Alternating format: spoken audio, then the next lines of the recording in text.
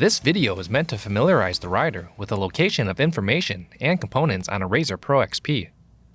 Note that some features and accessories shown may not be present on all models and may not represent production vehicles.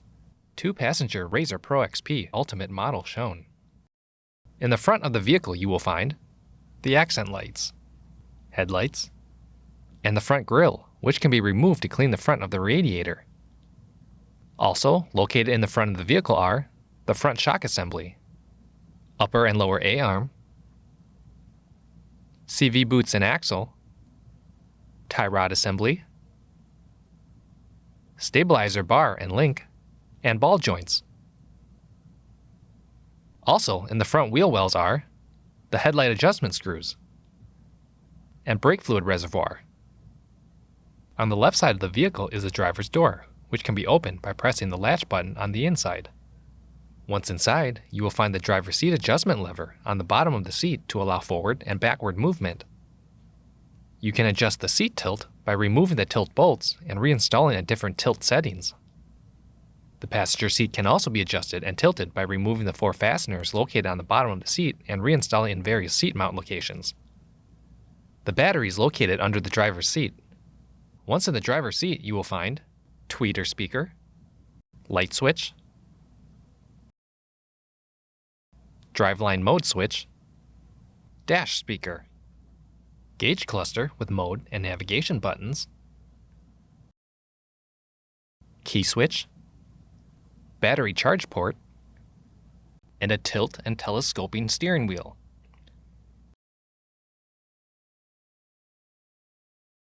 If equipped with steering wheel controls, the left side will contain the audio volume adjustment, audio pause and resume button, and a programmable button. If equipped with dynamic suspension, the right side of the steering wheel controls will contain the suspension adjustment between firm, sport, and comfort, and the X button, which will immediately switch the suspension to maximum firmness. The vehicle will maintain this setting for 1 second or however long the button is continuously pressed. Double tap to lock on or off max firmness, or toggle up or down to exit the mode. Underneath the steering wheel you will find a fresh cabin air vent, which pulls air directly from the front hood back into the vehicle cab, fuse panel, and diagnostic plug. On top of the dash, there is a storage compartment with a USB connection if Ride Command is equipped. Removing this compartment will give access to the front pulse bar. The Ride Command screen is located below the center storage compartment. In the center, you'll find accessory switch plugs, storage trays, 12-volt power socket, gear shift lever, and cup holders. On the right side of the dash, you will find tweeter speaker and an upper storage compartment with toolkit. The toolkit contains the following. Also, on the right side is the passenger grab handle, which can be adjusted to different lengths for the passenger. Below the handle is lower storage, subwoofer, and fresh cabin air vent. There is also another fuse box located under the center console. Behind the seats are rear speakers and an air filter. The lower panel can be removed to access the oil filter. The fuel cap is located on the passenger side of the vehicle. Under the driver's side rear speaker is the coolant reservoir access panel.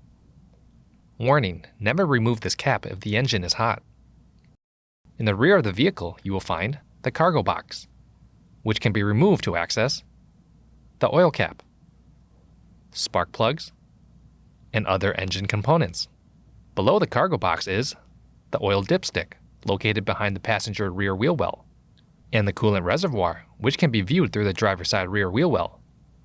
The rear suspension contains the rear shock assembly, stabilizer bar and link, trailing arm, CV boots and axle, and radius rods.